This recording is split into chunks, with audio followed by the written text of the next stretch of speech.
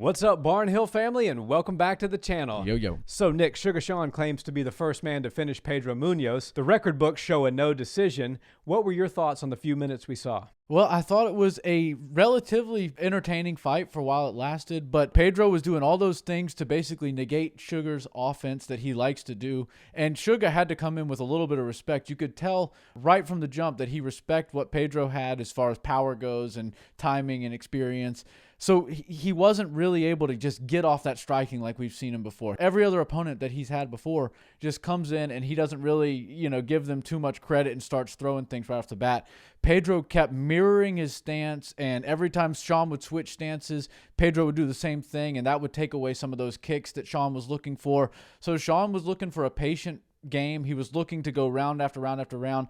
I think after the first round, Sean was looking for a decision victory. I don't really see him extending himself too far to get a finish because Pedro was playing a very calm game and a very conservative, calculated game. So I think this was actually a high-level match that unfortunately got ended too early. Yeah, it did. And I do think Pedro was sort of looking for a way out of the match, not in the sense that he couldn't win it or it was like an unwinnable match for him in that sort of situation, but just from the sense that he felt that he won the first round, and the judges did agree with that for the most part.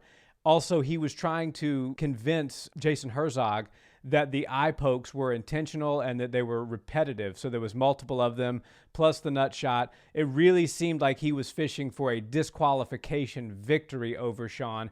And I think he jumped the gun a little bit saying, I can't see. He made it very clear to the doctor and very clear to Herzog that he didn't want to continue. And I think the main reason behind that was the simple fact that he was looking for a victory via disqualification.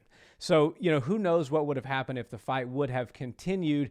The first round was relatively even. We saw Pedro, as you said, mirroring the stances. Every time Sean would switch, Pedro would switch. He was throwing a lot of inside and outside leg kicks. That's one thing you can do when you have a longer, lankier fighter who knows how to use their range well and keep people at the end of their jab. Is just, create a lot of lateral movement, shoot in, chop the leg, come back out, shoot in, chop the inside of the leg, come back out, move around, and sort of make, if you have a gas tank like Pedro has, you can afford to fight like that. Now, I do think Sean would have gotten that timing down, and I think he probably would have won rounds 2 and 3. I'm with you. I don't think Sean would have looked for a finish there in that fight unless it really just presented himself or he cracked him with a nice shot. But it seemed like Sean did respect the fact that, we hear Sean talk a lot, but it does seem with his actions inside of the octagon that he realized he was in there with somebody who's in the top 10. This was a new experience for him fighting somebody that highly ranked.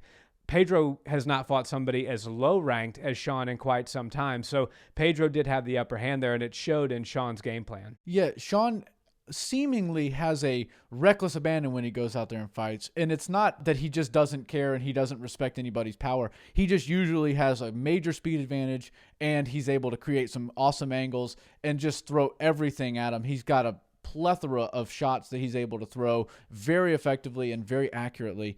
It seemed to me like he was just going in with the bread and butter, the good kicks from the sides, the power shots, the long punches. He needed to use that range. He wasn't looking to spin all that much, and he wasn't looking to really mix it up and get as creative as he has before. And I think that just credits Pedro to how good he is. I think Sean, even though he knows how to sell the fights, he knows how to, rile the crowd up and get them excited for like a, another highlight reel finish. He knows that these guys in the top 5, the top 10 are not the ones to play with. Yeah. And Pedro's just no exception for that. You got to give these guys all the credit that they deserve.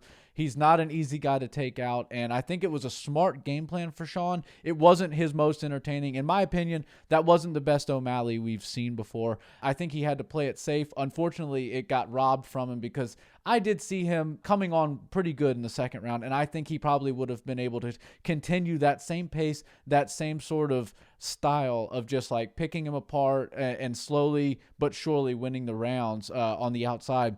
But, Pedro had those couple of issues with the eye pokes and the crotch shot and stuff like that. So it was weird that he was calling for that disqualification. And while I, at first, in live time, didn't think that the eye poke looked that bad, they showed a couple different angles from the slow-mo, and it did look like it was actually deeper than we assumed. Yeah. And it was really unintentional. I have to say that I don't think Sean was purposefully had his hands out. And if you look, his fingers were kind of up. Yeah. So it was just a weird angle that the eye kind of landed within the finger. And It was enough to end the fight. Herzog was trying to give every opportunity he could to continue this fight, because he knows how the eye pokes are. Sometimes you give a guy a minute, you give a guy 2 minutes, and everything can change, and you can get back to normal and feel normal. The adrenaline's going to get you to the next round and everything like that. So I was bummed to see that happen. I'm sure Sean's going to tell us that he's 17-0 now, first guy to finish Pedro, but I hope they can get it back in there soon, because I don't think he took a whole lot of damage, and people love when the sugar shows on a main card. Yeah, for sure. And credit to Jason Herzog for trying to give Pedro the appropriate amount of time. But it was very clear after the conversation with the doctor and what the message that the doctor then relayed back to Jason Herzog, that it was time to call the fight. Once a fighter says, I can't see, fight's over at that point, regardless of what the doctor thinks, regardless of what the referee thinks personally. They are instructed to stop the fight if a fighter can't intelligently defend themselves, and not being able to see out of one eye certainly qualifies as not being able to intelligently defend yourself. So the question is, do you rerun this fight right back and make this fight again? Is there something else fun for Sean O'Malley to do? Maybe the loser of Dominic Cruz and Chito Vera. There's some bad blood between both of those guys and Sean. Sean claims that he is undefeated still and did not suffer that loss against Chito. Dominic Cruz is a big name, former champion. Sean, I know, has been going back and forth with him, would love to get his hands on him. And the real question, and I don't think we got a solid answer on that question last night, is Sean truly a top 10 fighter? And then if he's truly a top 10 fighter, can he crack into that top 5 and compete with the guys up there? And I really, after what I saw last night, I can't say. Well, I think he is. I think he's got the skills. And when you have a Sean that comes out and he doesn't really have to worry all that much about like a high-level striker or a really durable guy like Pedro, you're going to see highlight reels all night long. But we're going to kind of see the same thing that Izzy showed us. Early in his career, he's just finishing everybody, doing crazy stuff. And now that he's got the belt, not that he's not an entertaining fighter anymore, but he's doing what he has to do to win rounds, to win fights, to maintain his belt and remain the champion. I think Sean's going to do the same thing. We're going to see him change his style a little bit to a slightly more conservative striker, long striker. He's going to do what he has to do to hurt his opponents, and then you'll see the flair, and then you'll see the exciting stuff come out. But, Sean shouldn't hold his head too low. That was a top 10 guy, a legit contender, and he, in my opinion, was coming on strong. Looked really good in the first round, even though some people thought he lost, like the judges. And I thought he was winning the second round, and I think he probably would have been able to, throw Pedro out of his game mentally and continue to go forward and get the win. So I think Sean has made some improvements. He's going to continue to make improvements. He knows what he's doing in the gym. They've got a nice team, a nice family in there that seems to be evolving at rapid pace. And we're going to see Sean crack into the top 10. Maybe not off this weekend, but I think this fight might actually reflect in the rankings a little bit. And I think you might see a little bit of movement between Pedro and Sean. I don't know if Sean's going to move into the top 10 and if Pedro's going to move out, but we might see a little bit of a shift in there. Yeah. I don't know for sure. And I will say the only person that seemed a little bit more disgruntled about the whole thing and upset about the fact that it was a no decision and all that more than Sean were the Nelk boys. Yeah. They just signed a deal with Happy Dad and Sean O'Malley collaboration. And I think they wanted him to get a big win and then get on the microphone with Joe Rogan and do what he does best, which is entertain the people, say some funny stuff, and promote Happy Dad.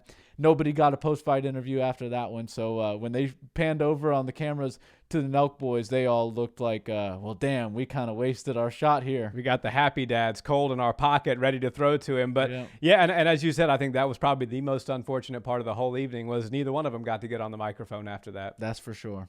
Well, guys, thanks so much for watching this video. Drop us a comment. Let us know what you think. Was Pedro looking for a way out of the fight, or was it a legit no contest? And if you haven't subscribed to the channel already, we appreciate a subscribe and a like on this video. We'll see you in the next one. Peace.